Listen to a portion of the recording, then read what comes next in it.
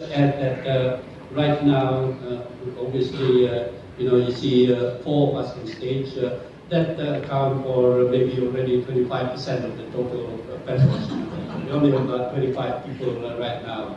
And therefore, the way in which we approach it, we are looking at third parties, whether it's Sarawakian companies, and I think Peter has been actively involved in that, looking at what kind of technical resource is there amongst Sarawakian that we can tap into in order to ensure that first and foremost, we also look to you to support us in what we're trying to do. So lots of work going ahead, and we really value the input that you guys have, and we continue to kind of think around how to deal with that. So yes, we have been quiet, but we have been listening too. Thank you. Petronas plan to regarding Petronas existing licensing requirement in Sarawak, and does Petronas plan to add additional requirement to what Petronas or additional Petronas requirement, or does Petronas plan to replace the existing Petronas licensing requirements completely? Thank you very much. I think that question will be best taken by Sal and Momas as well. Okay, I'll start with that. Thank you for that question. And, I will start with the last piece, the third part of the question, which is around do we intend to replace? The answer is no. I would say that, again, this is part of the wider discussion that is taking place at the moment between us being the state and Petronas. And we have 2 guiding laws that we need to comply with. One, of course, is OMO. OMO have a certain specific requirement in terms of where the approval authority lies with respect to any new award of licenses. And then, of course, there is the other piece which maybe not too many of you want to hear about, but PDA still is there. It has not gone away.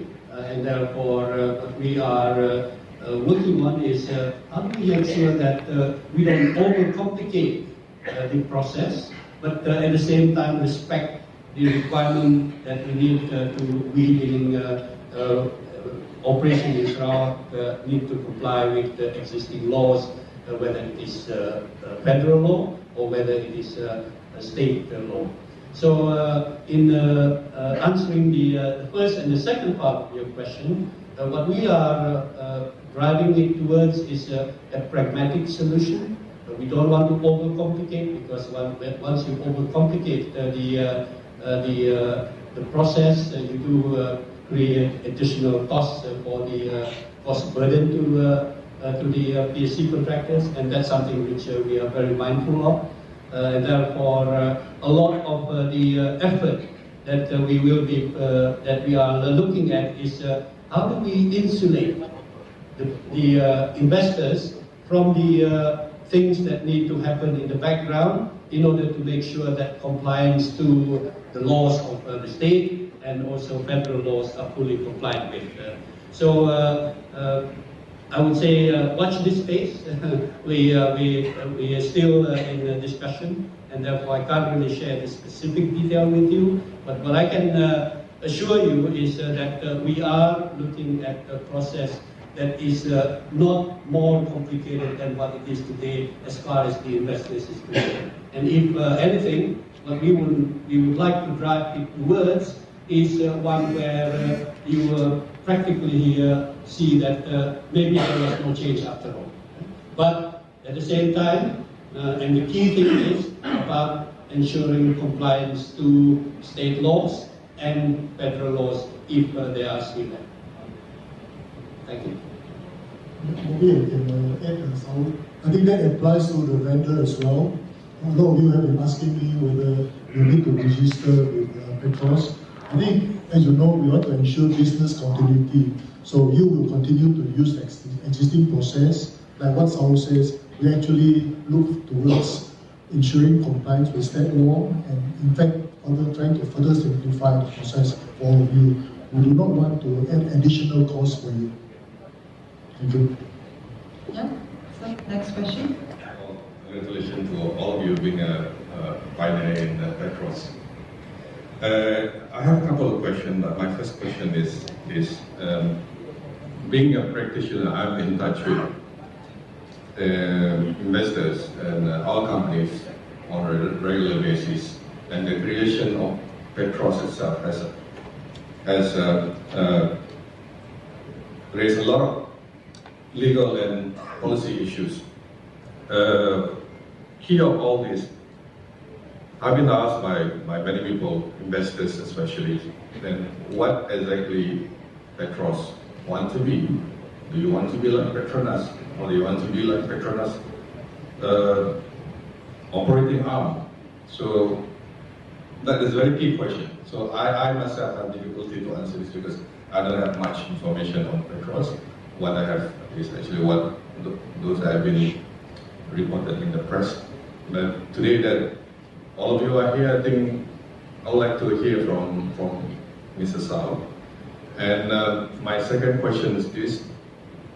In relation to compliance with state law, state ordinances and federal law, where do you divide the line, where do you comply with, especially this issue is quite a complicated legal issue. First, on one hand you say that the resources belong to the state. That being the case, does it mean that everything that follows, all the regulation that follows, will be as per OMO 1958, meaning you might come to a situation, you might formulate a law or ordinances that is inconsistent with the federal constitution, federal law. So I think you are all aware with the provision of the federal constitution on this matter. Or are you going to say that in regard to ownership, that separate set of law or ordinances will apply, whereas in regard to the operation, yeah, we agree that we will adopt whatever as it is now, the existing laws and regulation, either state laws or federal laws. That's a couple more questions. I think I stop there. Okay, that was a long one. So let me try. First and foremost, none of us are legal people in India. We are all engineers. In fact, apart from Peter, who is a businessman. We take advice from the state government with respect to the extent of how do we interpret or how do we implement the oil mining ordinance and or the domestic gas ordinance. In fact, when I refer to discussion that is ongoing, we have probably the top 2 legal minds in the team from the state, with the state attorney general, as well as the state legal advisor. So we take guidance and advice from them.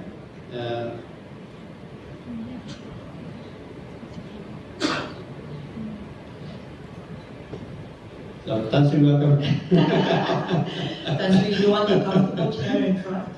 Yeah. So let me just try to comment in the best way I can around what the role of Petros is. Petros is really there to try to implement what the state mandate us to implement. And if I just refer you to the one of the slides that I showed you, I started off by saying, so what's the state aspiration as far as the implementation of the state laws are concerned? It's twofold. One is a greater share of revenue, how we're going to achieve that. And the second piece is, of course, to ensure greater participation of Sarawak in the oil and gas business. And I talk about the need to ensure that all these need to be achieved within the context of the applicable state laws.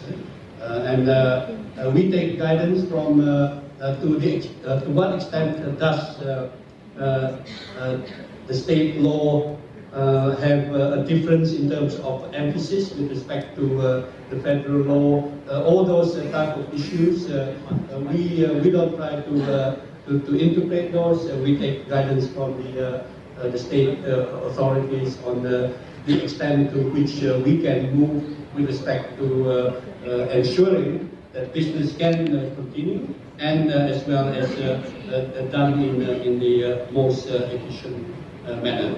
So I would say that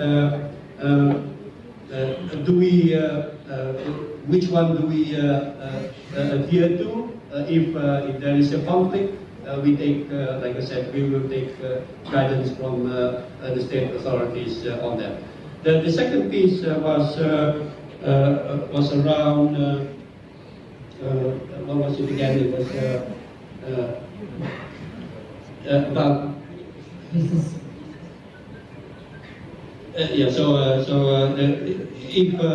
How do we make sure that when we implement the business, if there is a conflict between the two, is there an issue around how we're going to resolve that?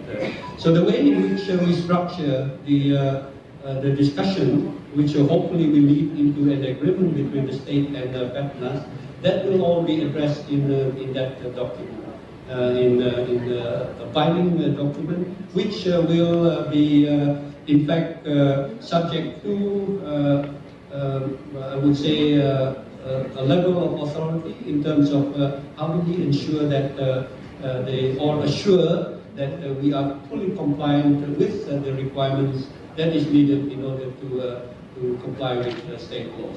So the implementation of the business will be done in accordance with an agreement that needs to be put in place between the state and PERCUMA that fully recognizes what the state laws are, and also recognizes what are the federal issues that need to be addressed as part of that. And there will be a body that will be set up in order to ensure that full compliance to the requirements of that agreement will be fully satisfied. And that is something which is going to be part and parcel of the overall change in the way in which we're going to govern the business. It is not going to touch on the PSC contractors. That's something which is strictly between the state and the federal authority and all partners. So I hope I probably skirted a little bit around the question, but as you can appreciate, we are the implementers, and we take advice and guidance from the state legal mind in order to make sure that we don't overstep the boundary of where we can operate. Thank you. This session. But the issue is that the date, 31st December 2019, has been mentioned many times. And the issue about putting a date is what happened on the 1st January. So this is something that, that I think for investors and also for contractors and vendors, that we really want to know what will happen. The second question is basically about building the next organization of the future. So the word disruptor is a good word actually. So Petros and key management must realize that they are basically the disruptors in the current environment of how the oil and gas industry is about. But what we have failed to see for the past 1 year or so is that there's been so much secret. So as the investors, as the contractors, as the vendor, I think there are so many whispers here and there. I think it wouldn't be good. So I think it's good for you to have this kind of session from time to time and do the messaging in the way messaging is being done in this day and age. Thank you very much. Thank you. Sal, did you want to take the question on the business process? Yeah, so let me just thanks for that, Jamaluddin. Again, fully recognize that we have been on the silent port in the last year, but that was also, as I explained, deliberate in some ways because there are a lot of moving parts, and the moving parts require us to engage many different authorities in order to ensure that we have an aligned view going forward. So the first part of the question was around so what happened on 31st of December. The intent, of course, is to try to accelerate the process. We have, in fact, a grace period that will allow us to ensure that the implementation of whatever is being agreed between ourselves in the state and federal and PERCUMA will be done in a timely manner. And therefore allowing us to ensure that we will be able to communicate with all of you well ahead of time on what the changes are and the extent to which those changes will affect or not, as the case may be, the way in which you run your business. So our commitment to you is that we don't want surprises, obviously. We cannot expect a situation where come 31st December and we kind of flip over into a brand new process that you're not familiar with. That's definitely not going to be the case. And if there are significant issues that require a period of time in order to embed it into the way in which your business is going to be run, that's something which we are fully cognizant of and trying to build into the way in which we're going to craft up how the process is going to be going forward.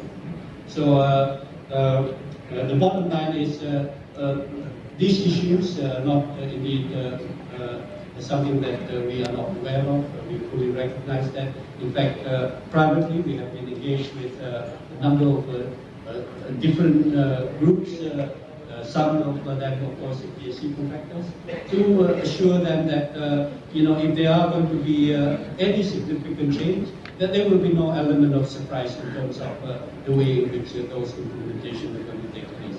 So lots of work is still to be done, but like I said, our commitment is to ensure a smooth transition as we move into 2020. I think I should direct this question to Mr. Peluang. I think there were some issues relating to vendors in Sarawak. As correctly said by our friend Peluang. I think the issue here was regarding the licensing. I'm not quite sure whether I understand you correctly, because you said there's not going to be any changes to Petros.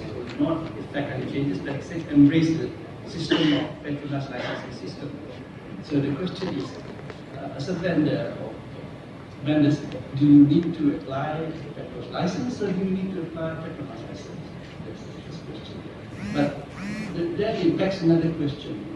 What? I mean, if this is going to be a business as usual, there's not going to be any. I don't know why is the need for the new licensing requirement by Petros. Okay. The thing is, the next question I'm going to ask you: who owns Sarawak oil and gas resources?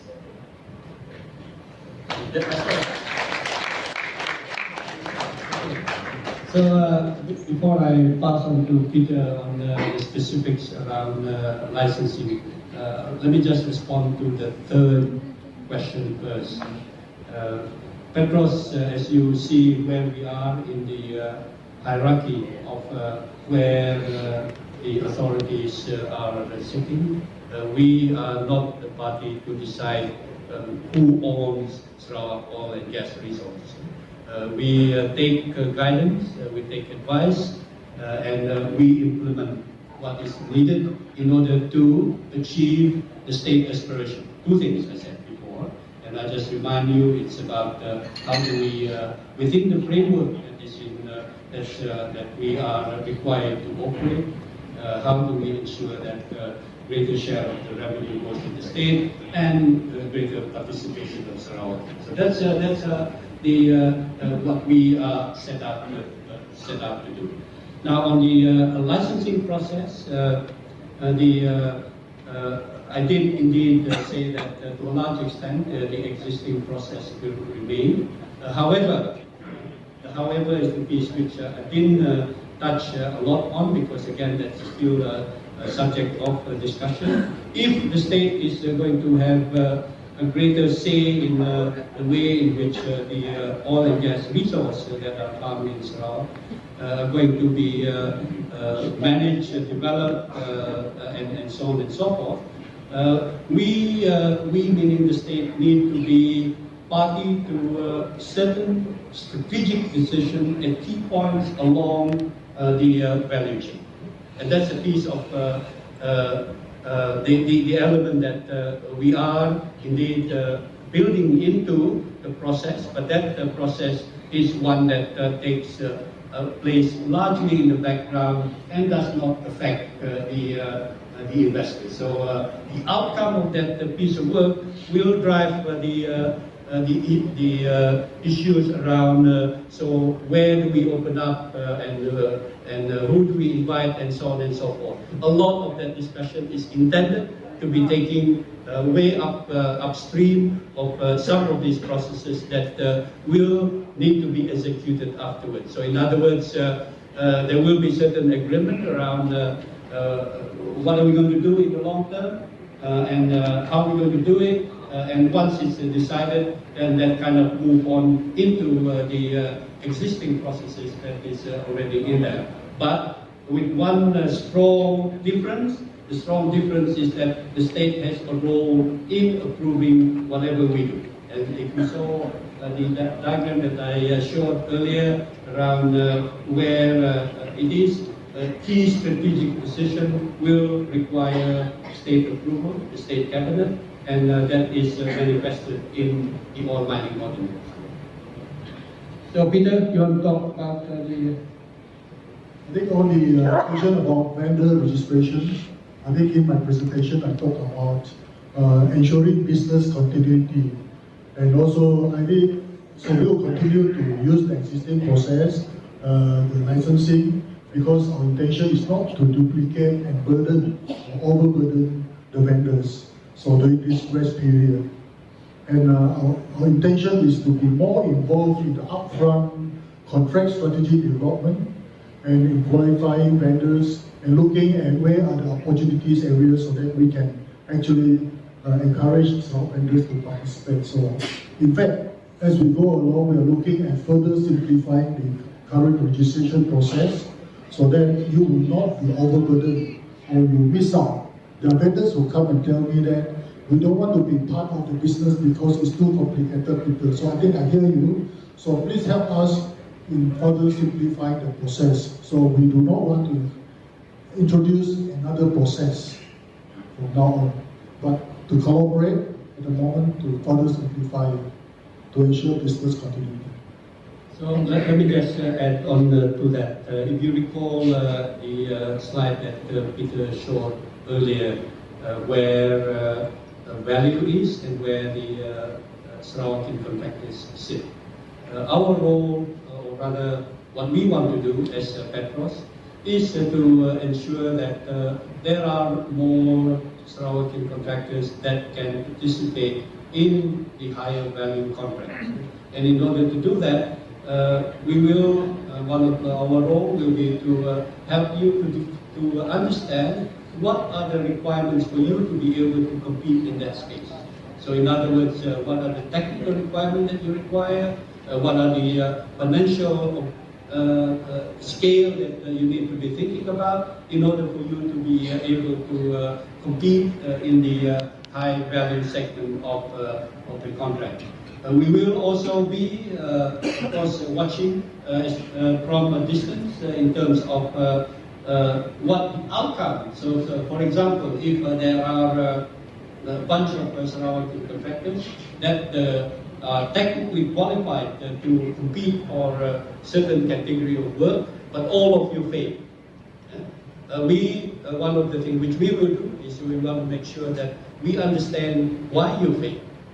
And what do we need to do in order to help you, in order to make sure that the next time around you are able to win. So it's that's the kind of space where we will be working with you to ensure that we provide a certain amount of feedback in terms of what is it that are hindering the ability of Sarawakian contractors to be able to win the contract in the high value sector.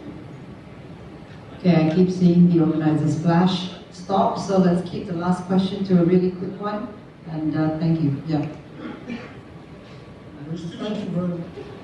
In the spirit of moving forward and with a high prospect of promoting the oil and gas sector in Sarawak precisely, I'd like to find out, are there any efforts or measures that are going to be put in place or that are already ongoing to promote the pivotal paths within the microscopic view of the organizations when we're talking about employees and the organizational innovation? I'm looking at this because in every organization that is geared towards sustainability, I'm one of those who believe that employee creativity and organizational innovation is important, even in oil and gas sector. So are there any efforts ongoing or that should be put in place, that would help the engenderment of employee creativity and organizational innovation? Because the end goal of this would be to also positively impact the oil and gas sector if this is sufficiently considered. I think what we can do is take that question from an innovation and point of view and digitalization point of view, so Momas. Because that's more of an employee culture type question, so I think we can take it from the business side. Hello, thank you for the question. Good to see a Nigerian in the crowd actually. Yeah. One of the bigger producers in the world of oil and gas. Very important question. When we talk about organization, when we talk about growth, sometimes we focus too much about making the deals, making the specific arrangements, contracts, etc. But creating the right deals and delivering the right performance is always by people, through people. So indeed, it's always about the talents that you build, and the talents that you grow, and the talents that you deploy. Earlier on, I did touch on some of the characteristics of where I see the upstream E&P company needs to move to. And these characteristics are largely driven by the need to respond to the realities today of the oil and gas industry. Yeah? In the past, you hear of the roughnecks, the cowboy approach. Any world, yeah? That's how we did it here in Canada Hill, yeah? But those days, those talents today will probably not survive. I guess just a bit of perspective, I think moving forward, maybe a challenge for our industry in Malaysia, I think globally as well, the trends, is that what you see here, and maybe some of you included, is that we are at the tail end of our careers. There's a bit of a vacuum at the next level that can drive the industry forward. And new generation graduates are less than inclined to join the oil and gas industry. It's considered as dirty, it's secretive, etc. Yeah? So I think it's many-faceted, the question that you asked. As a new startup, we are very small today, and by the need, we have to be very experienced from the industry to create what we need to create. By moving forward, we are mindful that we need to create a team that's diverse in talents, in just also the profiles, not just in gender, but also in experience level, age, etc. Such that we create a dynamic company for the future. Yeah? Creating Petros, at least in my view, we have a very golden opportunity to add what is the best thinking today around the creation of an organization that is foolproof for the future. that embrace all the good things around diversity, talent, and bringing back the best that Sarawak has all over the world. Yeah. I think today, I don't think we are short of oil and gas talents globally. The trick is bringing them back, enticing them back. Yeah. And that's a space that maybe we can talk a bit more of. And I think just to reflect some earlier discussion I had with Sao as well is that moving forward, we need to also reach out to what's available in the local space in terms of collaboration with local universities, collaboration with institutes. We need to have a good supply of blue-collar skills, and that's something that we can enable by working in partnership with other operators that is already in Sarawak. But it has to be done in quite a holistic approach. And whilst it is important for the future, today we have other priorities we need to tackle first. So thank you for the question. I'm not sure I've answered it properly, but I think we are on the same wavelength that we need to create an organization that has the right diverse talents and is innovative. Yeah, that's really your focus. Yeah. So we agree on that point, I guess. Thank you. So let me just add a few words. Again, coming back to the mandate for Petros, one of the things which we clearly need to do is to ensure that as part of the process of getting playing a bigger role, we need to develop Sarawak talent as well. And I think for those of you who are familiar with the advancement in technology, a lot more than I do, you will appreciate that going forward, we do need a different type of skills in order to ensure that we can continue to have a business that runs sustainably into the future. And that means a very different skill set compared to what we have today. I mean, most of us are dinosaurs. We learn by kind of doing things. But in the future, I think all of you are familiar with artificial intelligence and all those kind of stuff. And that requires a very different mindset in order to ensure that you get to deliver what you need to deliver. And the university is going to play a very important role in that.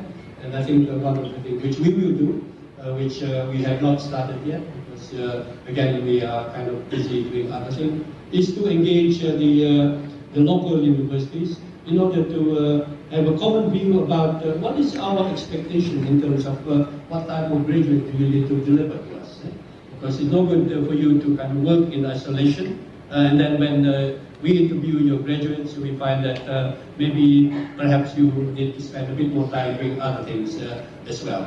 So that's a piece of commitment as well, that in time we will be engaging the local universities in Sarawak, A, to understand the program that you have, and B, to also align that program to how do we see the industry evolving in the longer term, and what kind of skill set will we require in order to A, keep abreast with what's going on in other parts of the world, but at the same time also to ensure that it is fully aligned with how we're going to effectively run the business in a safe manner as we look into the future. I think Momas talked quite a lot earlier about some of the challenges in the upstream. Is big.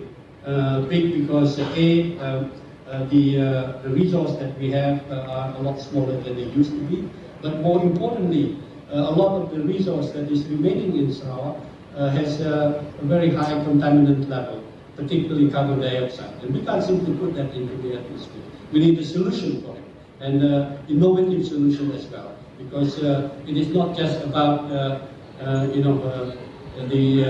what we know today, but can you convert that into useful products that can actually be beneficial to making life better for everyone. Okay, thank you, Sao. I think that calls the end.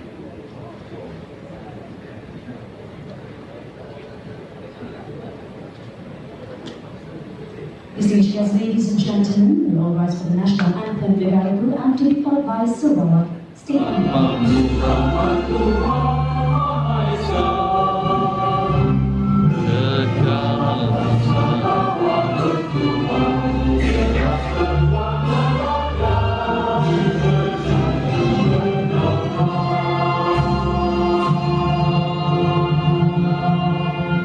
Yes, ladies and gentlemen, please kindly be seated and thank you very much. Kesudian beliau adalah satu gambaran betapa komitmennya beliau kepada industri oil and gas ketika negeri ini atau wilayah Sarawak berhadapan dengan isu petroleum yang menjadi isu utama kini di antara kerajaan Sarawak dengan kerajaan persekutuan. Selama 2 hari kita bermukim di Miri ini untuk mendengar dari pakar-pakar industri dan wakil-wakil dari media industri players untuk mendapat maklumat terkini tentang industri, termasuklah perkara-perkara berkaitan soal teknikal dan bisnes, serta memaparkan kemampuan syarikat dari Sarawak. Maka di samping seminar, kita mengadakan juga pameran dalam mana sektor sekitar 20 syarikat yang ambil bahagian dalam pameran. Banyak lagi syarikat yang ingin turut serta tetapi terpaksa ditolak karena size venue yang terhad. Ladies and gentlemen, we take note some of the important ideas and suggestions made during the course of the deliberations. Incorporate these into the seminar recommendations for the Chief Minister and hope that the state government will examine this carefully and implement them once Sarawak succeeds in exerting our rights in the oil and gas resources of the state. We are confident with the able hand of our Chief Minister, Sarawak will soon graduate from a long time bystander into an important player in the industry. One important idea we note during the deliberation is a caution by one of the speakers to make sure that Sarawak do not fall into the trap of reckless overspending and failing to reinvest in the industry and any other viable industries. In fact, many countries have been trapped this way, which we may call the curse of petroleum, which have befallen petroleum-producing countries like Venezuela, Nigeria, and to an extent, Malaysia itself. In Malaysia, Petronas is very well managed, so well managed that the federal government become notoriously over-dependent on it. Past bad budgetary policies of the federal government fail to lift Malaysia from the trap of middle-income country we are in now. Instead, Petronas money is finding its ways more and more to finance deficit budget requirements to cover operating costs of the federal government, which never knew when to stop expanding. We in Sarawak really hate to see this happening when Sarawak and other petroleum-producing states continue to suffer as among the poorest states in the country. This is not the country that we dream of, it is a nightmare. It is not the MA 63 on which the country was founded. We have heard presentation by Petronas yesterday, and I believe many of us are impressed by the way they successfully managed the company. Right from the general direction of the company to its impressive profitability record, in planning and execution of its production sharing contract policies, to successful vendor development programs for input. These are a lot of things Sarawak can learn from the success of Petronas, but there are not much we can learn from the reckless overspending in the federal government In fact, Sarawak government has a far better record than the federal government. Tahniah, our Chief Minister, our Abang Tim.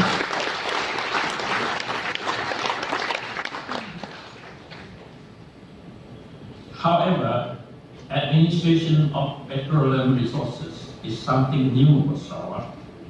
We need the heap of ideas and suggestions discussed and given in this seminar. In particular, the policies, programs, and investment should take into consideration the viability and size of our petroleum reserves, development of a good and efficient licensing system, and above all, to stake our rights over the resources. The state government is noted to have taken the right step to set up its own petroleum corporation, Petros.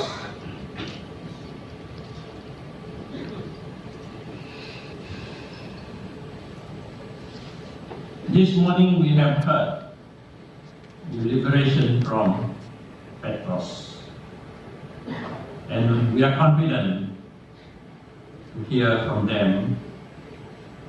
Although being new, they are the right people in the right places, and we are confident that they will be able to take the right directions for the future of the state in the oil and gas industry.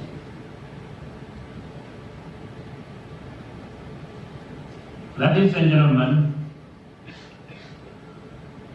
the Sarawak government action to exert its rights over petroleum resources is very well understood by virtually all Sarawakians. People have some ideas now, some ideas of how it can change and improve our lives. But most of us may not have a good idea of how rich it will make us Sarawakians. I'm not a university professor and not having PhD, but still I was trained in economics and business in my younger days. I have not learned very much in those issues of economics for the country, but I have spent actually a bit more time in forecasting of elections and by-elections. The last one was Rantau. I don't have to tell you whether I was right or wrong in the forecasting, but you can Google it. And Google it in Malay, not in English. Google it, Ramalan Pilihan Raya Kecil Rantau. And I think you will get my article probably on the top of the Google search.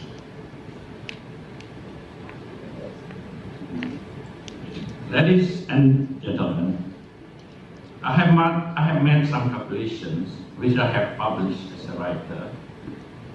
The research I have done indicates that Sarawak is in third position behind KL and Penang, but share third position with Selangor under the per capita ranking. However, when measured by mean household income, Sarawak is relegated to number 10. That is very far below. That is among the poorest in the country. Such a contrast can only be explained by the disappearance of oil and gas revenue, which does not add to the household income, but virtually kept and utilized by the federal government for use elsewhere. My conservative calculation indicates that Sarawak should have monthly household income of almost 15,000 ringgit if the petroleum resources kept within the state compared with less than 6,000 that we have now. This is enough to make Sarawak the richest in the nation. Imagine how high our income will be when taking into consideration the multiplier effects of our investment of petroleum revenue. These are average figures only. There will be many of our young people who should be able to earn between 25,000 to 50,000 or even more than 50,000 per month. Looking at Petronas, the company employs 51,000 direct employees, has 2 petrochemical complexes, plus 1 more under construction in Johor. Sarawak contributes to 40% of Petronas production in the country. Now, imagine Sarawak with its Petros and its sprawling petrochemical complexes in future in Miri and Bintulu, with over 20,000 direct employees. This should make Sarawak a rich and a developed region in the country. While we are tinggi, allow me to thank the organizing committee, comprising of very hardworking officials and staff of Dewan Bersatuan Universitas Sarawak, the Suara Petroleum Group, and the Malaysian Oil and Gas Services Council Sarawak branch, who make this SOGSE 2019 a success. I also wish to thank our sponsors, in particular Sarawak Dani, our diamond sponsor, and also Berikan University for their collaboration. We also thank all the paper presenters and moderators and exhibit participants from industry in Sarawak. We do not forget to thank Young Ahmad Rahman Committee for having confidence to grant us BBS as the main organizer of this event. And last but not least, thanks to YAB committee again for your kind presence to grace the occasion today. Assalamualaikum warahmatullahi wabarakatuh. Thank you very much to Yang Bahagia, Dr. Haji Helmi Tan Sri Ikwan, President of Berikan.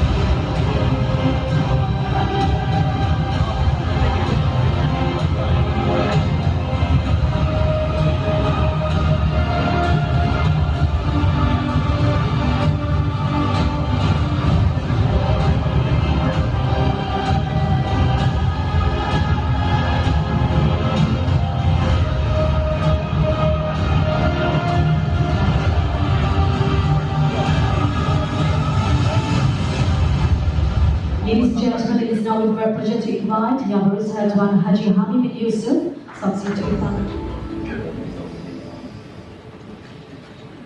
Assalamualaikum, Bismillahirrahmanirrahim. With your permission, I'll share the resolutions and proposed action plans. Number 1, to support the Sarawak government's efforts to reaffirm its inalienable rights of ownership and control of Sarawak oil and gas resources via the Oil Mining Ordinance 1958, in accordance with the Malaysia Agreement 1963, the Sarawak Constitution and the Federal Constitution. Number 2, to support the Sarawak government desire to engage with the federal government towards having a mutually agreeable formula while working towards the resolutions on the legality issues so as not to disrupt the progress and development of Sarawak oil and gas industry and businesses. Number 3, to ensure a sustainable, secure and affordable development of Sarawak oil and gas resources through a comprehensive Sarawak Oil and Gas Master Plan, covering the total oil and gas value chain, including to consider the establishment of a sovereign oil and gas wealth fund for the benefits of future generations of Sarawakians. Number 4, to call for the Sarawak government to enhance Sarawak Minerals Management Authority to monitor, regulate and enforce Sarawak prevailing laws and formulate new laws and regulations relating to all oil and gas operations in Sarawak with the aim of improving the prospectivity of acquiring, investing, developing and producing Sarawak oil and gas assets. Number 5, to call for the establishment of a Sarawak Petroleum Consultative Council comprised of a broad spectrum of stakeholders, particularly from the oil and gas industry, in collaboration with the state in ensuring maximum value creation, effective management, and meaningful returns from all oil and gas activities and matters affecting Sarawak. Number 6, to call for the Sarawak government to expeditiously establish local contained baseline and policy in terms of value of all oil and gas contracts given out in Sarawak to be allocated to genuine Sarawakian companies and to prioritize the employment of local human resources and the use of Sarawak oil and gas services and equipment vendors. Number 7, last but not least, to promote innovation initiatives that underpin the future development of Sarawak oil and gas industry by establishing a Sarawak Oil and Gas Innovation Center in Miri, as realized in SOGSE 2019. Thank you very much. Thank you very much. The SOGSE 2019 Organizing Deputy Chairman. Ladies and gentlemen, and next is the presentation of the resolution to our guest of honor. But first of all, may we invite the Bahagia Dato' Haji Abdul Mission, SOGSE 2019 to the Right Honourable Chief Minister of Sarawak. Thank you very much. And now may we invite the Right Honourable Chief Minister of Sarawak to remain on stage. Ladies and gentlemen, what's next is a speech by the Right Honourable Chief Minister of Sarawak. And there is the resolution of SOGSE 2019. Thank you very much to the Bahagia President of DBS. Right Honourable Chief Minister of Sarawak, persilakan for speech. Assalamualaikum warahmatullahi wabarakatuh. Salam sejahtera. Selamat pagi. Salam berkecuali. Yang berhormat saudara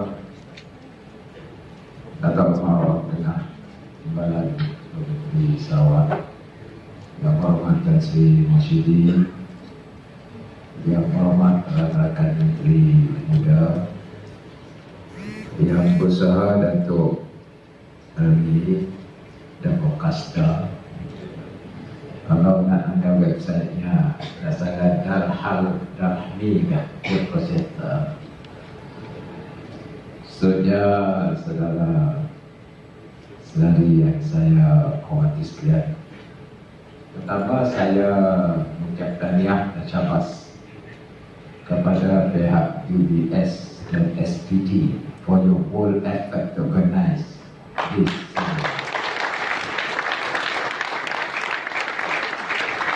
Dan juga saya mengucap terima kasih di atas keprihatinan saudara-saudari dalam kita hendak memperkasakan tanggungjawab kita dan mengambil bahagian daripada industri yang bersejarah dan juga yang akan memberi hala tuju kepada pembangunan ekonomi negeri kita.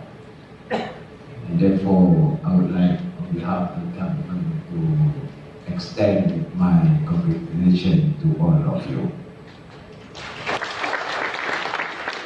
Ladies and gentlemen, lately there have been keen interest on how Sarawak should play its part in this oil and gas industry, particularly in Malaysia, having considered the history of oil and gas industry in Malaysia.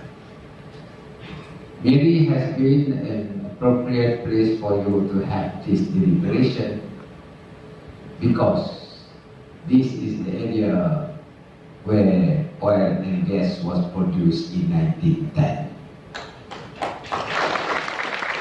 Meaning more than 100 years. Sarawak has involved herself in the oil and gas industry. Then recently, the last 4 or 5 years, the Tottenham requested for a review of royalty from 5% to 20%. Unfortunately, the late Tottenham left us, and you had the trust on me to lead the government. And upon becoming your leader, I continue with our effort to take part in oil and gas. Knowing 20%, there is a restraint on our constitution where we cannot get royalty beyond 10% because the ceiling was 30% based on our constitution. And therefore, I and my team in the cabinet had to explore other areas for us to get certain revenue, and thereby will allow Sarawakians to take an active part in the oil and gas industry. There is one professor in economics who deliberated that Sarawak is outwardly rich but inwardly poor. What does it mean? It means that Sarawak is a rich state, but the people are poor based on their per capita income. With this background, we have to think and put wrong right. Initially, what I did was I sent our team to London to find all the documents that can justify our position based on the Malaysian Agreement 1963, and also those documents that can justify our interests in relevant industry, including oil and gas. We found the document. Therefore, today I would like to share you 3 areas. One is our legal position as far as oil and gas and other mineral resources on our land. Number 2, the upstream activities of these resources.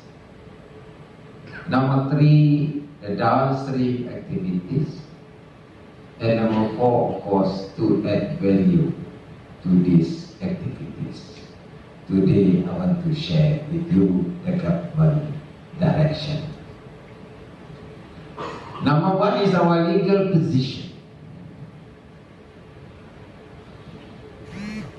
The Queen in Council in 1954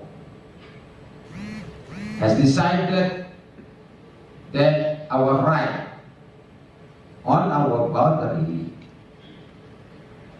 and also on our land is up to the continental shelf. And it has been decided by the Queen in Council. Number 2 is our boundary has been set during that decision, by that decision, including our neighbor states. That was in 1954. 1958, there was a concession agreement given to Shell to exploit our resources, oil and gas, to Shell, based on our oil mining ordinance 1958, long before Malaysia. And those documents are there. On our return, we look at from our legal position, and it is there that number 1, we have the right on our land under the 9th schedule of our federal constitution. That is our right. And under 2C, anything to do with the land, they must have permission and licenses issued by the Sarawak government. 2C. Then of course we have to look at oil and gas. Where is oil and gas? It is based on our land, including continental shelf. Then the other federal lists, it says that exploitation and development of oil and oil field is under the federal government. But it starts with subject to 2C of the state list. Meaning, unless the state give you the permission or licenses, then you can exercise your right under the 10th schedule. Then you can do oil and oil mining exploration, including of course to exploit the minerals. Based on those 2 premises, that is in the federal constitution, so we try to exercise our right. First, tanah sampai continental shelf, dan continental itu adalah berteraskan kepada law of sea. Ada coastline, kita ada tanah, kita tanah kita tu, Borneo kita tu, Sarawak kita tu, yang tu jalan dan di atasnya ada air. But tanah is tanah, continuation of the land. And therefore, that is our right. Kalau nak nucok-nucok sekarang, nanya kita dulu.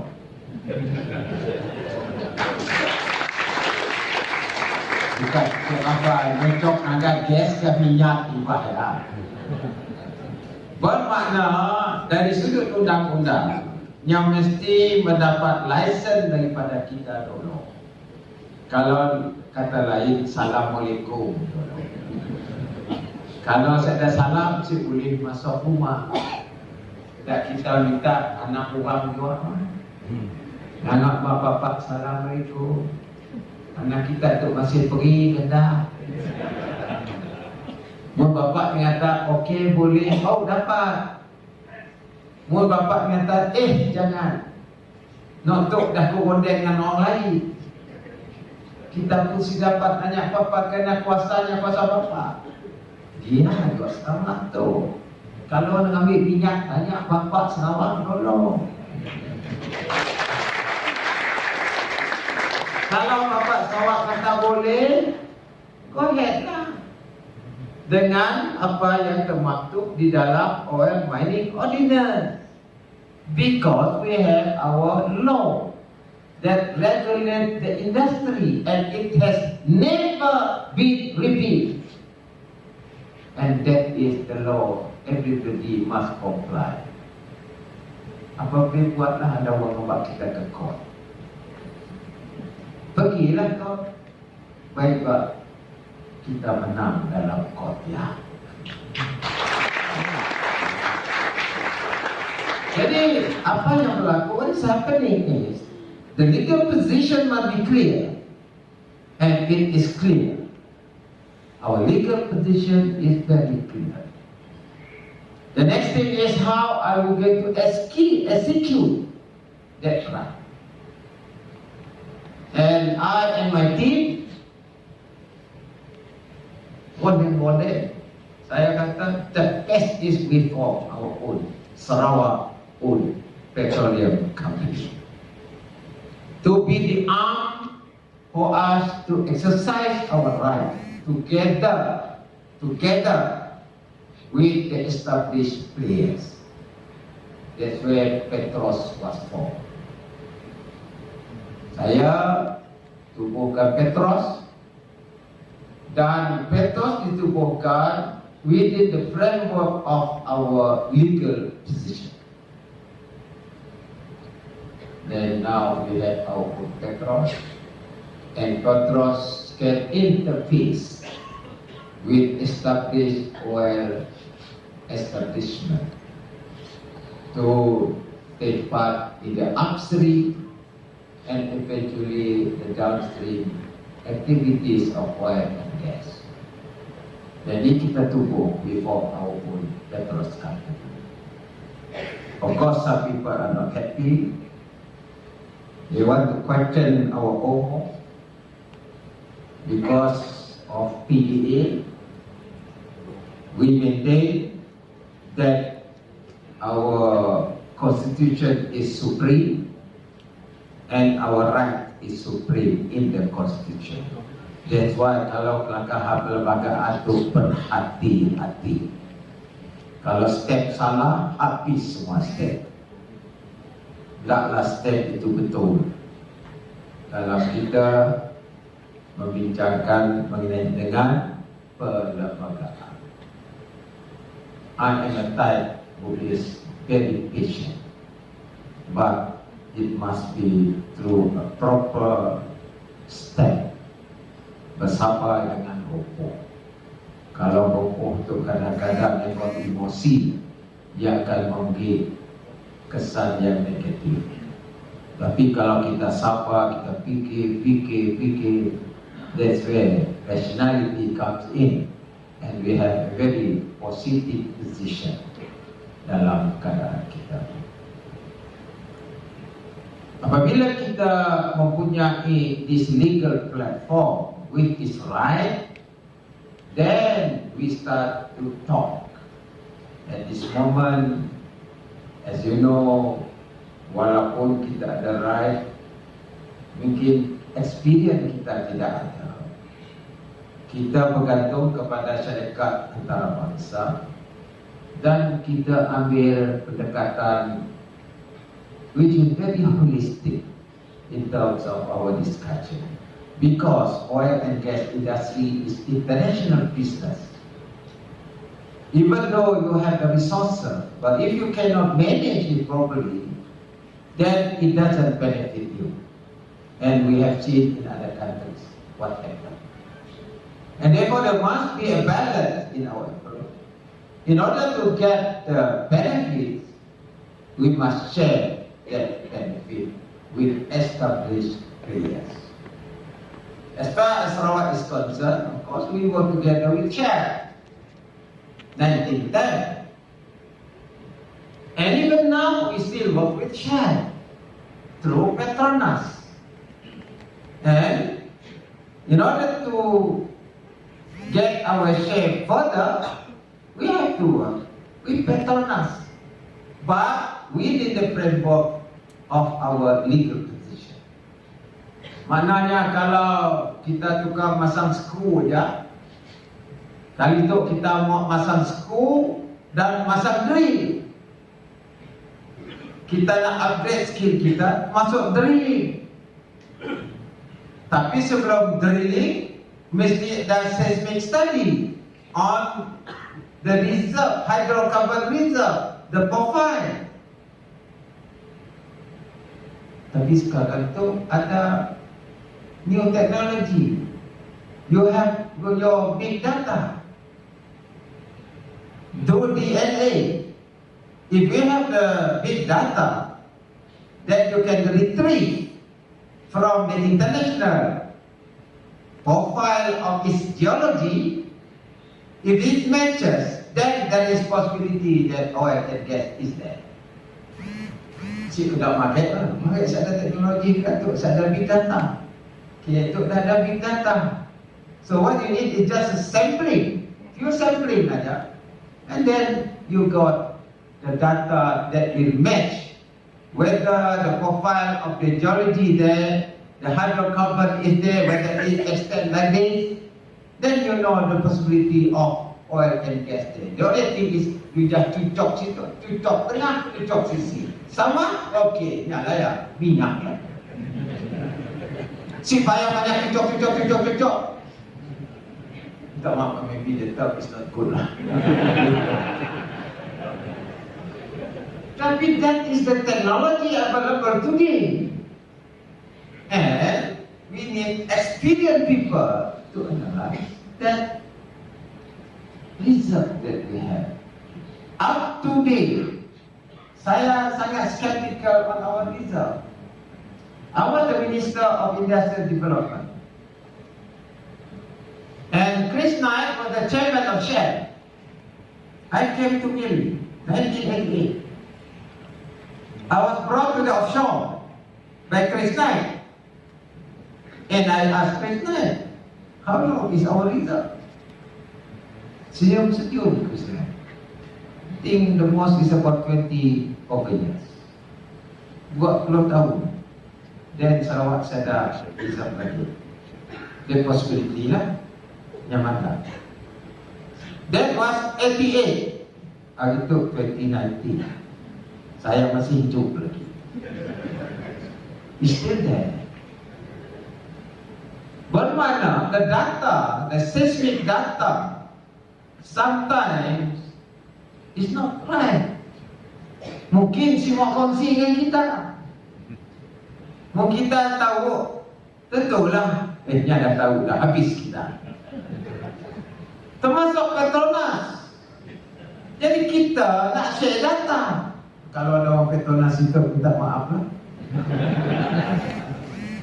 We have to share data because your future forecasting is based on correct data. Kita abang Helmi dia ada data, dia forecast. Data panjang BN menang juga BN menang.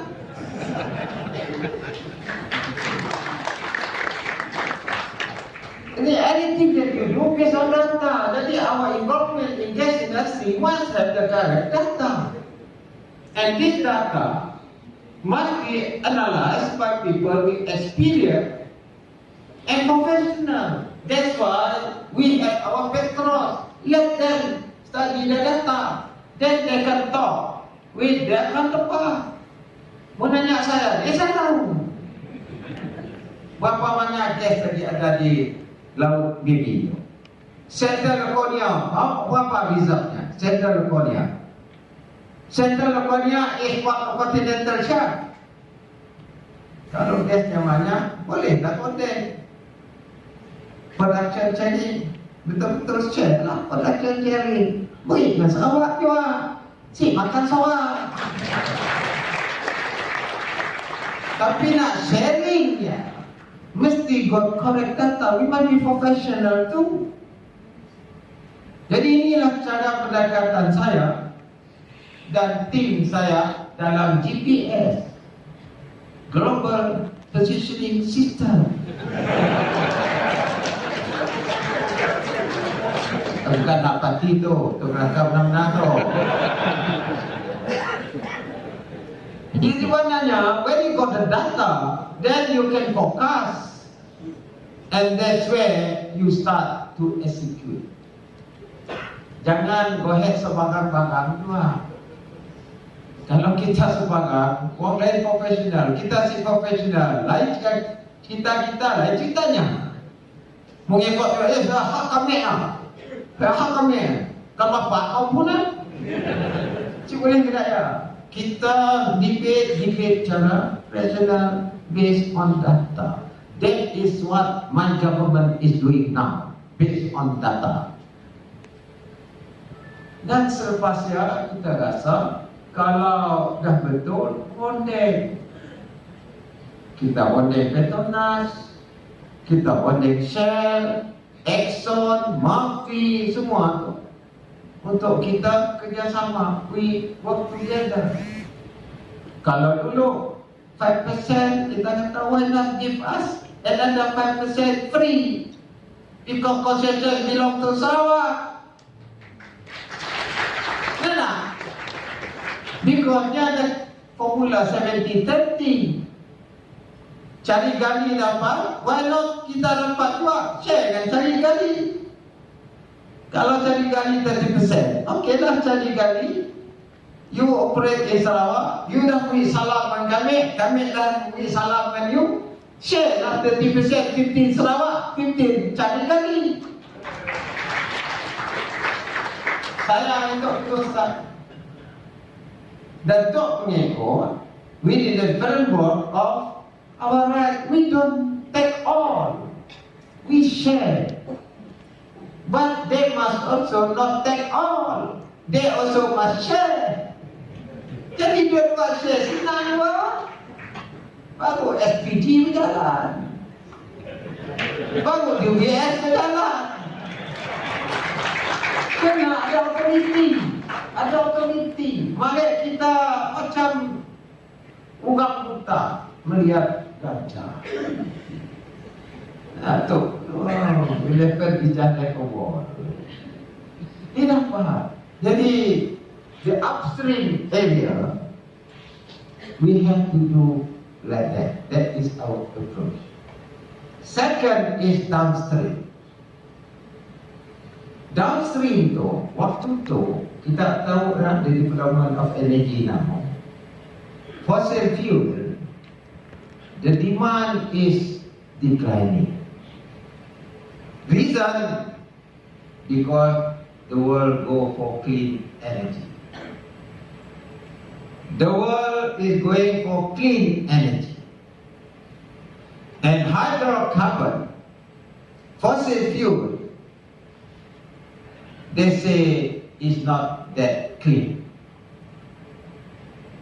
If that is the case, then the demand of crude oil will come down, because it is substituted by clean energy, one of which is hydrogen. The other one is gas-based, organic base. That is one technology now where power plant, they use what they call wood carbon as a source of energy. Wood carbon meaning more or less, saya tu bukan saintis ya, saya sedang nampak dibaca saya lah. Siapa betul kan betul, kita banyak fizisis itu, geologis, you correct me. Lebih kurang wood macam wood cakul, macam cakul, wood base, and then through certain technology, that wood base becomes a source of energy for power.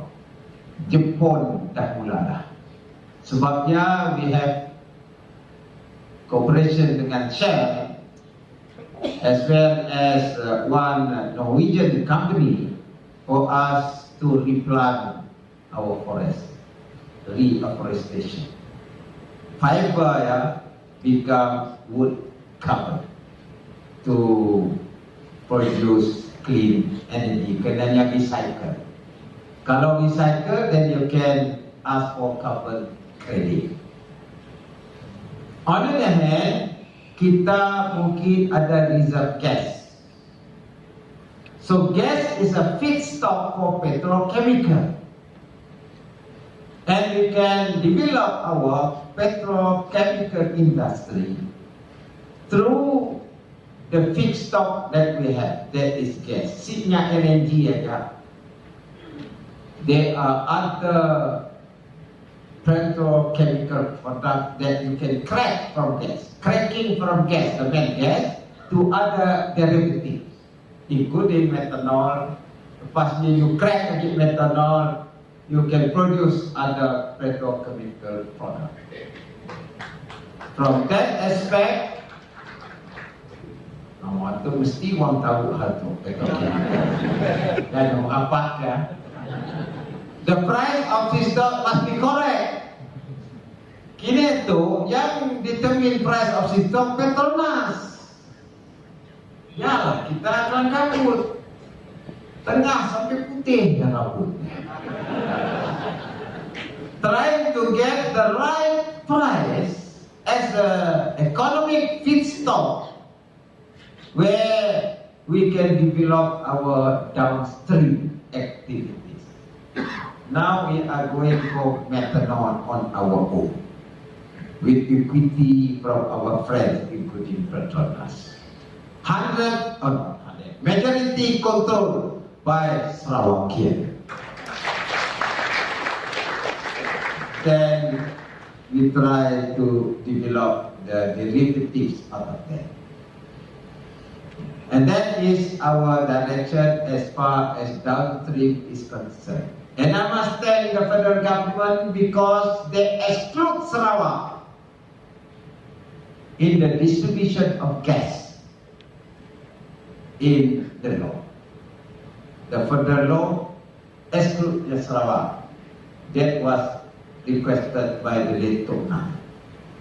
Jadi kita control distribution of gas by Sarawakian today. Karena kita di-exclude and we take all our members of parliament for supporting it. Jadi ini apa yang berlaku downstream. Dan with that sort of direction downstream, then the third yang saya nak kongsi ialah technology and human upskilling in terms of capacity building. We are very proud. We have survived dynamic that has shown Sarawak can do. Because the question is, if you have that technology and human resource upskilling, then you can offer your services, including maintenance, sustainability of our plant. Not only here, maybe outside. Kerana kita investment policy must be correct. While we have the resources, we must also invest overseas. Kalau tak, kita dah habis, kita tolong. Siapa lagi nak? I think that's where Petronas was correct. Petronas situ nyawa mula overseas. Because oil and gas is international. Now if you have the experience, then you can go to where the resources are and share with the host country. And therefore, what we should do is upscaling of our technology and also human resource. Kalau lihat dalam Petronas banyak job biasa orang Sarawak kerja dalam Petronas. Ada menjadi overseas manager, president overseas. Thank you Petronas, tapi si cukup. And at the same time, we have also Sarawakian working in Shell. Saya pada terus saja. Jadi dia was with the top management of untuk ada itu ada hidrogen. Nah, what? H2O. Crack kaya, ambil hidrogen jual. What I'm saying is this, that I was talking about SMDS. I went there The Hague to look at the proto plan of SMDS. So I was told that my expectation was at least engineer tidak share yang orang putih lah pada how the technology is used in converting gas into liquid. SMDS distillate lah. Yang keluar murid ceramah ataupun murid briefing dengan saya ialah Chinese engineer. And I asked him, because he was the one involved in the technology, the discovery of this technology, distillate synthesis. I asked him, you are lama sudah di sini. Pak, sudah lama Pak. Saya berasal dari Indonesia. Tengah to testify, tengah masuk ini. Ingat ya, tengah. Pak, saya dari Indonesia Pak. Tapi lama sudah di sini. Dan saya bekerja dengan Shell. Saya sama-sama lah buat pendidikan. Ini dia teknologi baru Pak. Maknanya otak kita lebih kurang juga. That's what I'm saying, that this is technology that maybe one day you and I, Sarawak, dapat keluar teknologi baru, upscaling of technology and resource from SMDS. And that time it was decided either GAN, negeri 3 ataupun Sarawak. Saya pun briefing dengan heads kita, that time masih was the chief minister. So I told my boss, I came back from the head, why not we coba with this new technology in Sarawak? So we took 10% equity. We took 10%. Petronas was quite reluctant initially. Share, of course, not their project. Then later on, Petronas pun sama-sama menjadi stakeholder. At that time, the price of crude cannot be less than $22 per barrel. That time, $22 at that time was also high. Kalau nya lebih pada ya, kok malah duit. Punya lower than that, saya dah malah duit. But we took the risk, and today not bad lah. SMDS is there, making money ya. Because we got the dividend. Our investment sudah habis lah, sudah balik sudah. So that is what we say strategic investment. Jadi dari sini, dari sudut ini, I would like that we upskill our technology and human resource through training. I agree with your resolution to have that center training. We work together. Sekarang kita ada Petros, maybe we work together with Petros. Dari sudut empowerment, kita ada OMO, kita ada PERCUMA, kita ada sabut OMO. This OMO, which has been upgraded, kita dah ubah pindah.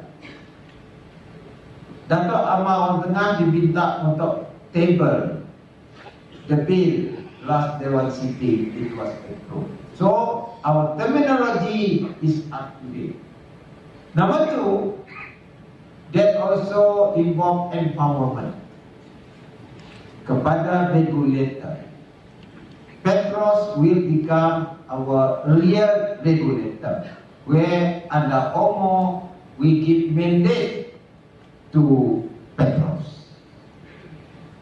Jadi lebih kurang kita contohlah Saal and the board and the management will do that, and where we want to participate, we participate, and all recommendation is up to Petros based on our OMO and mining ordinance And whatever recommendation by them, because they are the people in the field, then our cabinet will study, and if found good, we endorse.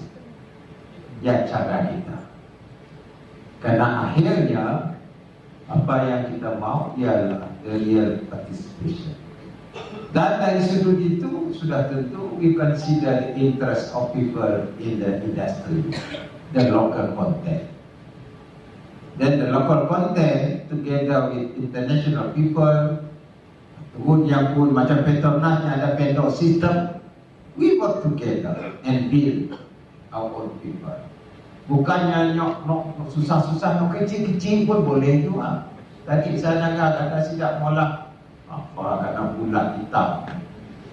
Saya pun sering nyebutnya. Nak kena paip. Maklum kita bukan buang minyak. Sekolah di Thailand, di Burma, kat apa ya. Nah, tidaklah kita yang tahu. Nak tahu kita boleh lah. Dengan yang in the field where you can play your part, become apa nama supplier. Jadi itu saya serah kepada one industry. But as far as we are concerned, your government, Sarawak government, is committed to make sure Sarawak will get its share in oil and gas. Sebabnya kita kalaunya based on our constitution, we have to be very, very careful. Tengok kena padilah.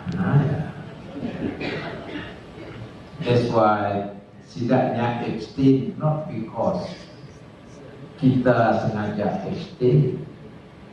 Kita must make sure that the spirit and the letter of the Malaysian agreement must be complied with. That is the reason. Sebabnya setidaknya kita dalam GPS minta insert pursuant to Malaysian Agreement 1963. Perlembagaan kita gitu not very clear on that. Yang ada federation. Tapi meaning federation ialah Agreement Persatuan Tanah Melayu 1957. Kita di koloni waktu itu. Ya betul lah ya. Apalah salah, ubah sikit. Barulah Malaysian Agreement is there. And Malaysian Agreement, maka hal kita pun right, land cannot be touched. Empat perkara ada IGC. Kalau nak salah saya 95E, nak salah saya mau cek lagi. Nak tak tahu hati-hati. Tapi the IGC say 4 areas non-negotiable. One is land. Number 2, autonomy immigration. Number 3, our rights on our resources on land. Number 4, boundary. Cannot be negotiated. As long as GPS is around, we won't negotiate. Dia terpulang pada kita lah. Saya dah putuskan campaign, saya dah election. Minat mata yang kita, that is our position. Dan saya dan rakan-rakan saya, Douglas Ugah, Hong Tengah, J. Masih, dan sidak PDP Sumato on oil and gas, we rationalize our approach. Jadi tuan-tuan, saudara-saudara sekalian, itulah saya nak kongsi dengan kita supaya you know the direction, the global positioning system kami on oil and gas, and we work together. I'm very happy that you have all the people datang situ, kita deliberate, kita discuss, and you have the 7 resolution. Definitely I will give it to the cabinet, and we will consider the appropriate action to be taken together with people in the industry, daripada the main players in the industry, And I hope this first ever seminar or congregation sama kita apa nama lagu ya? Is now or never. But at least we have start now. It is not never. Thank you very much.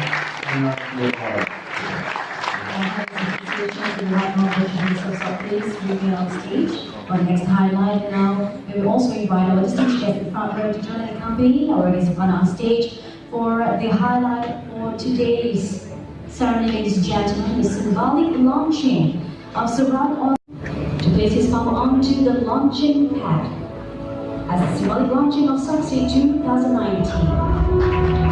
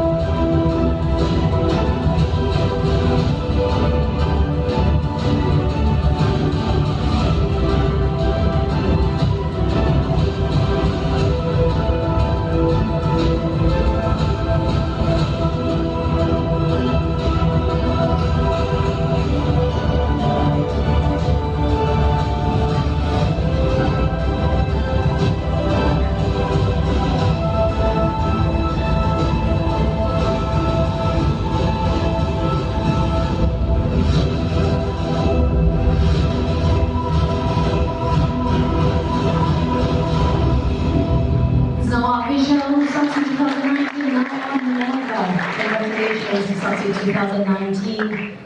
And yes, may we invite our guest of honor and distinguished guest to be at the center stage.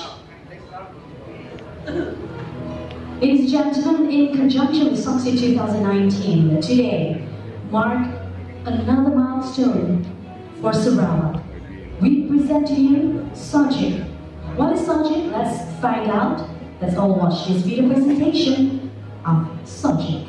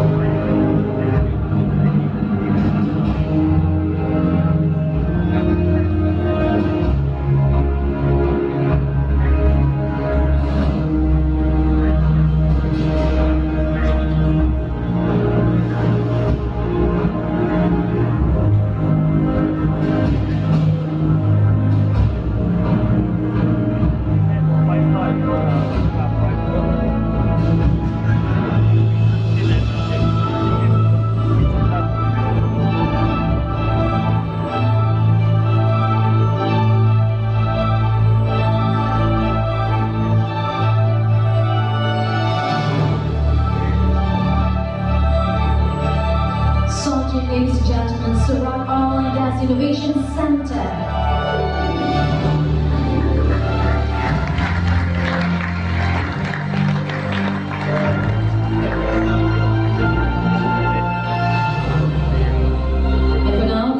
Ladies and gentlemen, to commemorate the collaboration framework for the establishment of Sarawak Oil and Gas Innovation Center, SOGSE, here at SOGSE 2019, we present to you the founding members of SOGSE. First, may we invite on stage Sarawak Dynamic Holdings Berhad, dipersilakan Yang Berbahagia Dr. Senior Muhammad Abdul Karim Abdullah, Group Managing Director and CEO of Sarawak Dynamic Holdings Berhad.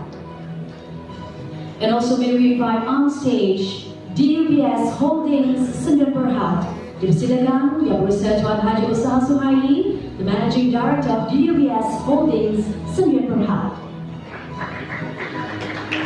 Next, may we invite Suara Petroleum Group, dipersilakan Yang Bersama Senior Tuan Haji Jamal Ibrahim, President of Suara Petroleum Group. And last but not least, may we invite Professor Jimmy Tchaikovsky, the President, CEO and Group Vice Chancellor of Curtin University in Malaysia. Here they are, ladies and gentlemen, the initiators and the founding members of SOGSE. Ladies and gentlemen, and now is the exchange of documents to commemorate the collaboration framework for the establishment of SOGSE, which is to be witnessed by the Right Honourable Chief Minister of Sarawak in conjunction with the inaugural Sarawak Oil and Gas Seminar and Exhibition 2019. Happening simultaneously on stage right now, ladies and gentlemen, is the exchange of documents between Sarawak Dynamic Holdings Berhad and Curtin University Malaysia, and the exchange of documents between DUBS Holdings Sdn Berhad and Suara Petroleum Group, the initiators and founding members of SOGSE. And this exchange of documents, ladies and gentlemen, is witnessed by our guest of honor, the Right Honourable Chief Minister of Sarawak, accompanied by our distinguished on stage.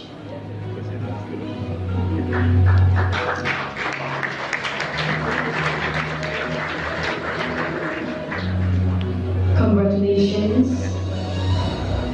And now, on the opportunity, our SOGSE founding members, together with our guest of honor on stage.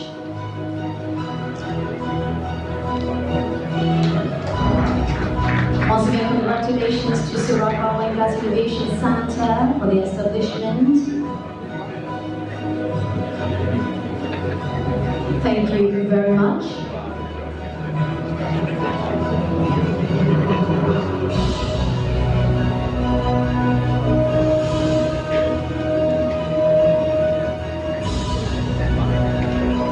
Still waiting for the session with our guest of honor, and now we shall proceed with our next agenda, ladies and gentlemen. That is the presentation of Certificate of Appointment to VDPX vendors by Group Dockyard and Engineering Works Corporation in conjunction with SOGSE 2019. That is, may we invite Yang Berbahagia Dato' Abang Haji Abdul Karim binti Dato' Abang Haji Orin, Chairman of Group Dockyard and Engineering Works Corporation, to hand over the certificates of appointment to be witnessed by the Right Honourable Chief Minister of Sarawak. Ladies and gentlemen, for this presentation of Certificate of Appointment to VDPX vendors by Group Dockyard Engineering Works Corporation, first may we call upon Petrol Flangers and Fittings Sdn Berhad. Silakan, Yang Bersama Tuan Haji Ali bin Suja.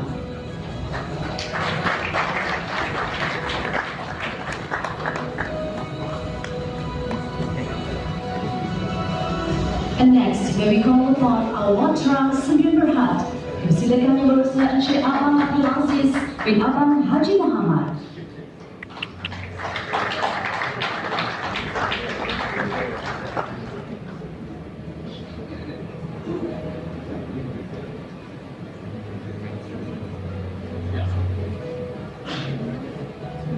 And last but not least, may we call upon Field GRO Senior Berhad, dipersilakan Yang Berusaha Encik Muhammad Faizul bin Said.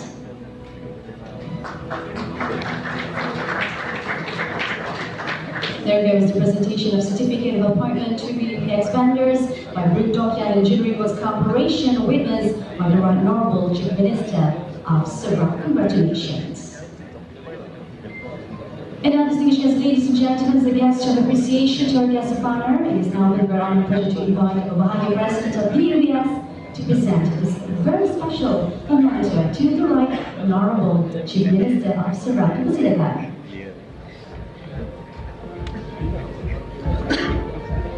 Silakan Bahagi President of UBS to present this special oil painting of the little refinery to the Right Honourable Chief Minister of Sarawak. As a guest of appreciation for his kind presence here this morning. And that concludes today's official launching ceremony of SOGSE 2019. Ladies and gentlemen, a big round of applause please for our guest of honor, Right Honourable Chief Minister of Sarawak.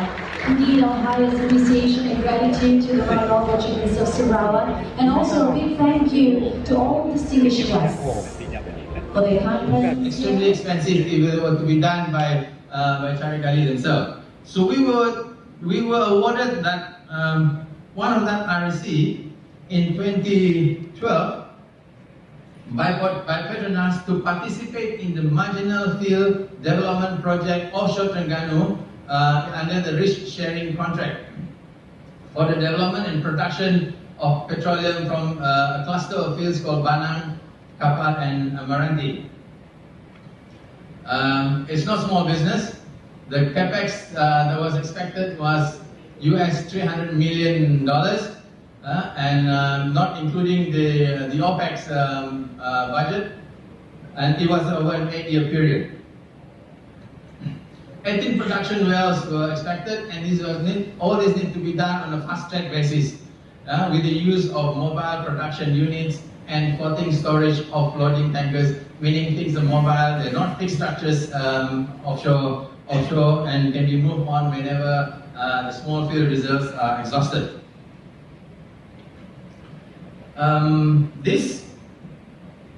That particular entrance was a successful one for us, extremely successful project for us.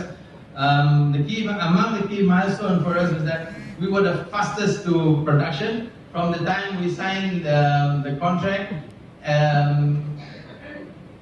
to the time that we produced was about 13 months.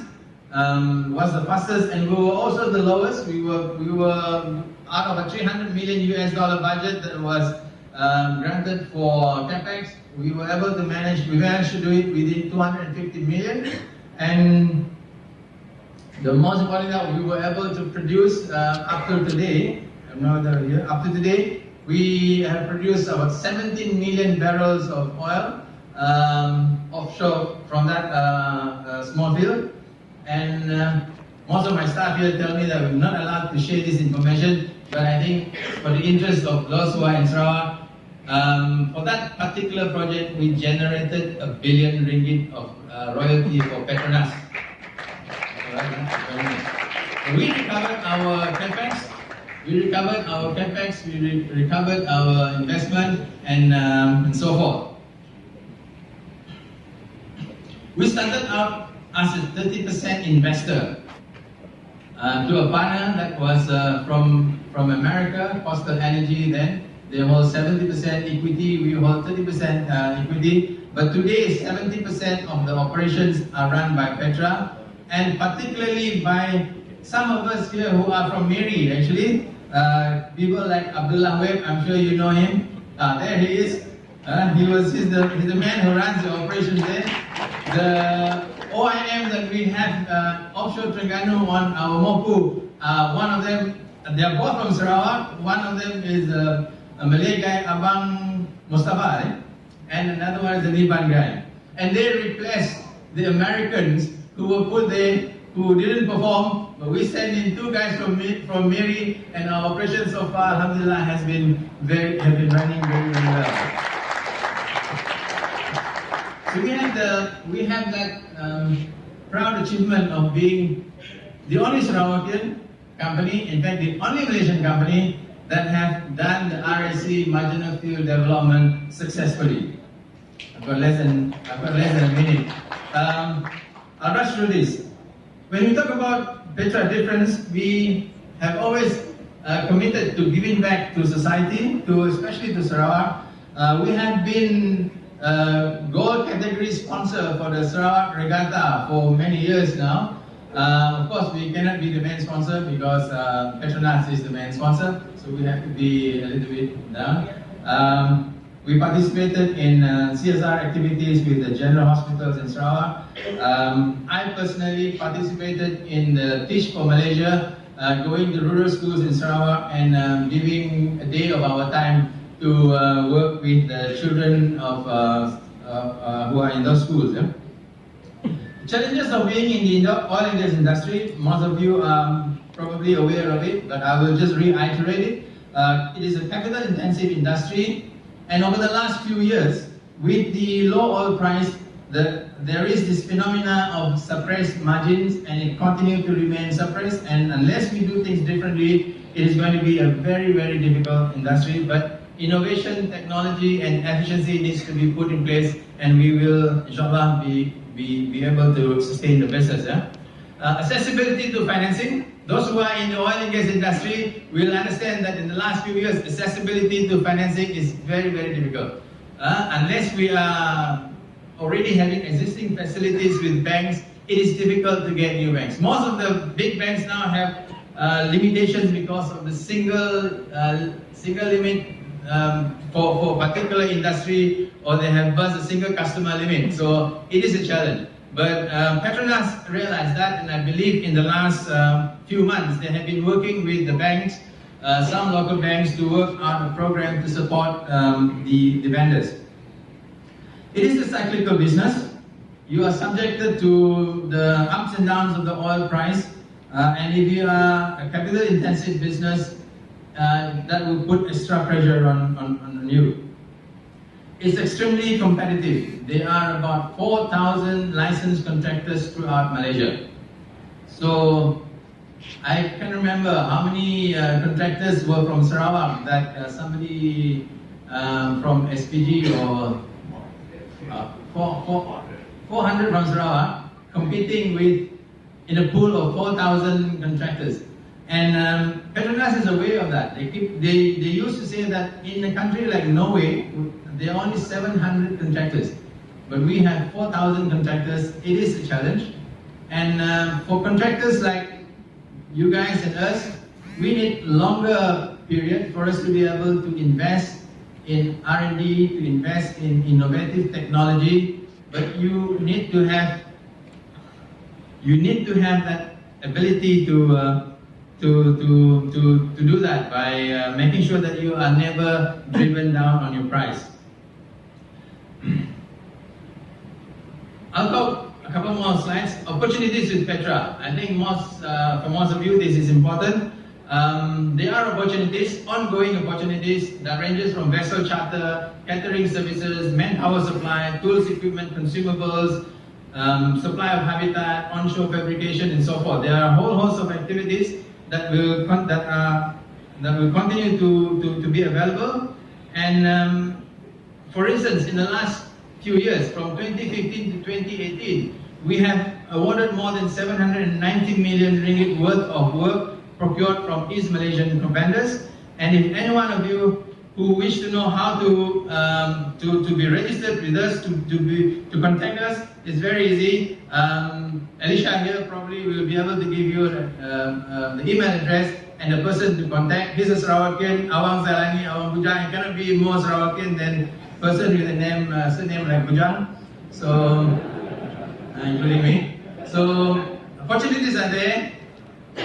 Communicate with us, because it is not that difficult. Where is Chia Lee Sujang? He's my golf partner. He's there yesterday. Yeah? The company Petro Flanges was given the BDPX certificate by Ruth Rocket this morning. I am happy to say that from the time that Chia Lee Sujang came to us and to the time that we awarded them the first contract, supply contract, was probably 2 months. around that and continue to do that. So there are opportunities. Write to us at the address that we mentioned just now. If you have opportunities that services that we need, and if you are competitive, we will make sure, and if you are Sarawakian in particular, we will make sure that you are given the opportunity. Thank you very much. Thank you. Oil and gas in Sarawak. Our sharing. It is indeed with great honor that I'm able to share our humble experience. Our humble experience in the Malaysian context during this seminar. This sharing is derived from our company perspective in terms of hookup, maintenance, and project campaigns. Now, a little bit of history.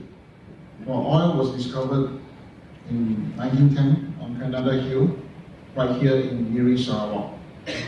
Today, oil and gas revenue has generated many billions of gross national income for Malaysia.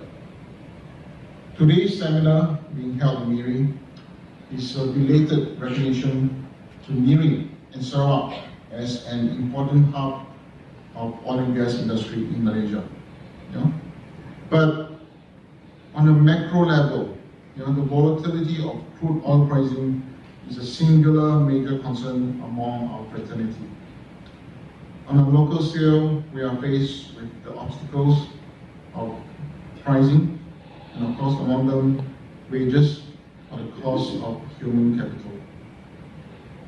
The speed and scale and of change in the dynamics of business and social environments in which we operate in demand that each of our organizations must excel in the ongoing war for talent. Contracts with oil majors, we were subcontractors, provide semi-skilled labor to the main contractors of the oil majors. So with this experience on manpower supply, we have taken human capital development as part of our core business strategy. We deliver a pool of human capital to serve the oil and gas industry. So integrated with our knowledge on these turnkey projects in the fields of hookup and commissioning, minor fabrication, maintenance, construction works, we provide direct services to oil majors in Malaysia for these work categories. So once again, we realize the importance.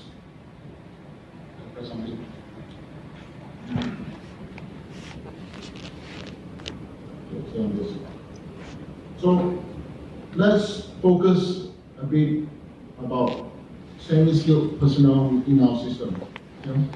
What are the things that we are doing to ensure that we have quality people, and how do we retain them?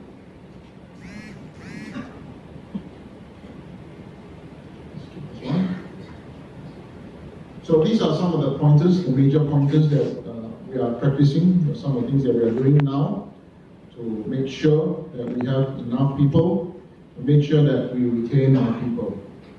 Number one, training.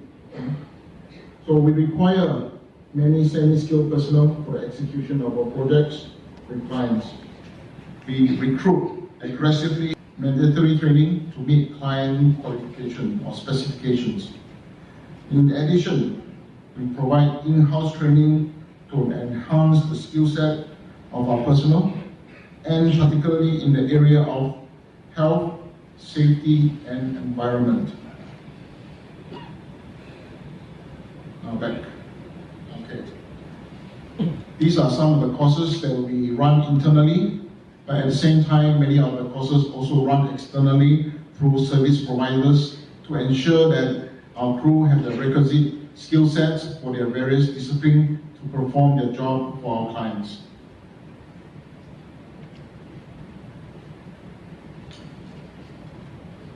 Second item, job security. Our semi-skilled personnel, as mandated by our contracts with our various clients, but rather consistent job volume. Senior management is always on the lookout, on the hunt for additional contracts, projects, to ensure that we have stable work throughout the year.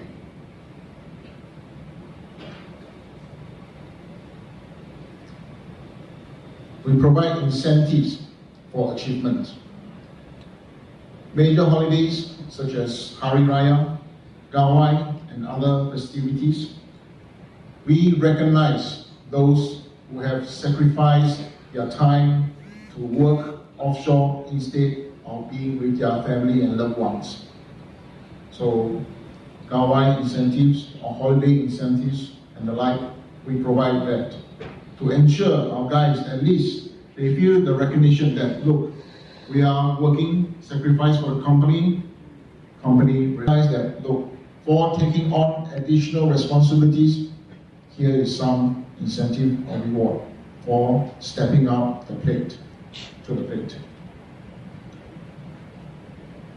Welfare. We emphasize on care and welfare of our personnel. In recent times, the health among our personnel has become a focus area. We have hired professionals and put a doctor on retainer to advise us on this matter. We are implementing a series of medical checks beyond the monitoring, especially for fresh incoming crew first 2 weeks of their tour. Things often happen within the first 2 weeks. If they have carried on board a disease or an illness, incubation period and the like, things will. We are also embarking on mandatory drug testing on a random basis for every crew change. Mandatory and random together. What does this mean? First mobilization of the year, beginning of the year, everyone gets tested, including our people, including all of our subcontractors. Subsequent crew change, random test for every single crew change. What this basically means that in a year, everyone will get tested, no escape. Number one, management commitment. Core management involvement, hands-on approach to provide necessary direction, instruction. But of course, this has to be tempered with some leeway for middle management so that we do not stifle to us and we see it as an essential part of our business. This is our statistics over the last 5 or 6 years. So, from the peak of nearly 19 million man hours per year in 2014, so we were down to less than half today, and we can plan ahead for a longer look ahead. As an aside, observations, quickly go through. So we need a pool of experienced personnel. Right now, not enough. So we need to increase our population skill, both in the skill area and also semi-skill. And we need to set up relevant industry schools, for example, like welding, fitting, inspection as well. We do have some vocational schools around, but... And on behalf of Ocean Light, we wish to express our appreciation and thanks for inviting us for this inaugural, very auspicious event. And we are honored to be one of the co-sponsors of the event. My name is Muhammad Ashraf Asadi Abdullah. I am the CEO of Ocean Light. Today I'm going to present to you, I believe in this hall, not many of you heard about Ocean Light. Some of you probably mistaken that with Ocean Care. Ocean Care and Ocean Light are different. But let me present to you anyway what we do and what we are, and what will be our where are we in the scheme of oil and gas in Sarawak. A bit of company background. Sorry. Can I go back? Okay. Very quickly. We are one of the 5 major fabricators in Malaysia right now. I know Peter Wong this morning said there's only 2. Right, Peter? We are actually one of the 5 major fabricators in Malaysia, licensed by Petronas. And Ocean Light was established only quite recently, in 2012. I say it's quite recently, because we are the youngest fabricator in Malaysia. Ocean Mine is a subsidiary company of KKB Engineering Berhad. KKB, as you know, is a public listed company, has been in the steel fabrication business for the past 57 years. It was founded by none other than Datuk Ko Kapek in 1962, and is still very active now. Very commanding figure as far as the Ocean Mine yard concerns.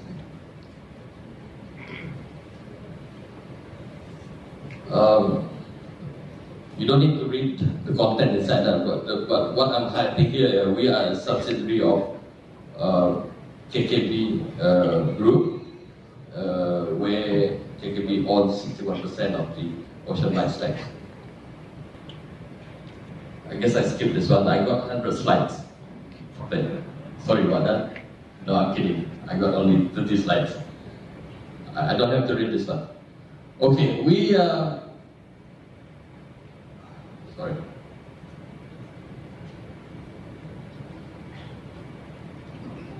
We are located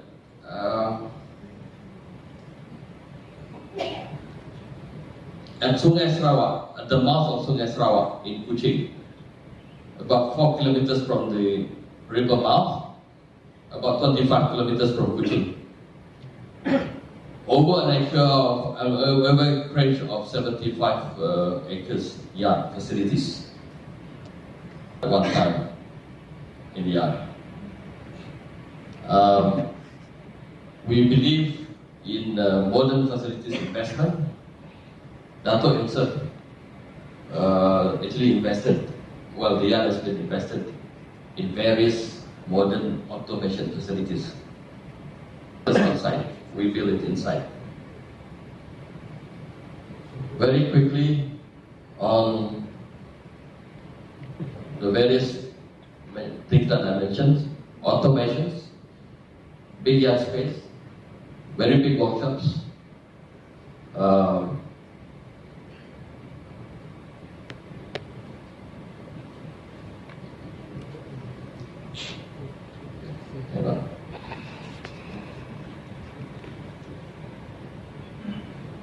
so what we do for the past 6 years since inception,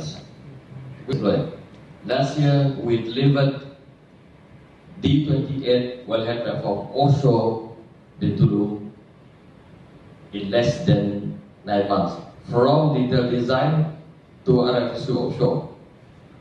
So that the first Sarawakian company, in fact the first among the 5 fabricators that achieved from DDE, I got 5 minutes, okay. DDE to what it means is that from detailed design up to tapping the oil offshore within 9 months. So that's how we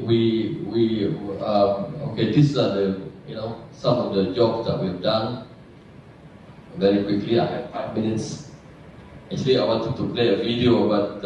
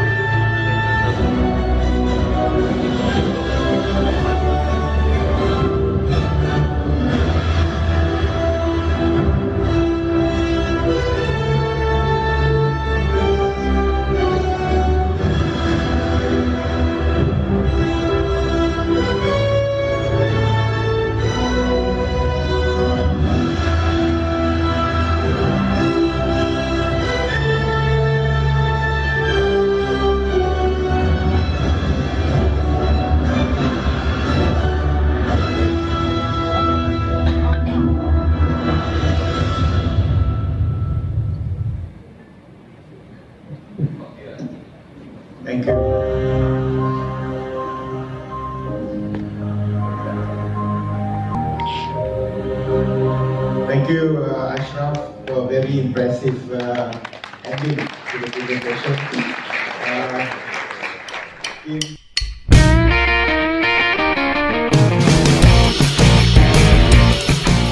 Terus jambu from Miri. Ya Rabbi. Jangan lupa subscribe channelnya.